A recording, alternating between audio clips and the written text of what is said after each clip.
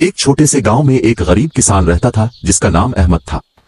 इसके पास सिर्फ एक छोटी सी जमीन थी और एक पुराना कुनवा। सालों से खुश्क साली थी, फसलें खराब हो रही थीं, लोग मायूस हो रहे थे। लेकिन अहमद ने हिम्मत नहीं हारी। वो सुबह सवेरे उठता, नमाज पढ़ता, फिर दिन भर मेहनत करता। जमीन जूती, बीज बोए, पानी ढोता, हत्ता कि रात को भी दुआएं मांगता। पड़ोसी कहते, अहमद छोड़ दे ये मेहनत, अल्लाह ने तवक्कुफ कर दिया है। अहमद मुस्कुराता और कहता, वो अल्लाह देख रहा है, सब्र करोगे तो जरूर इनाम देगा। एक दिन जब सब ने उम्मीद छोड़ दी, अहमद ने अपने कुएं से पानी निकालने की कोशिश जारी रखी। अचानक कुआं से पानी का एक जबरदस्त चश्मा फूट पड़ा। पानी इतना था कि पूरे गांव की जमीनें सैराब हो गईं।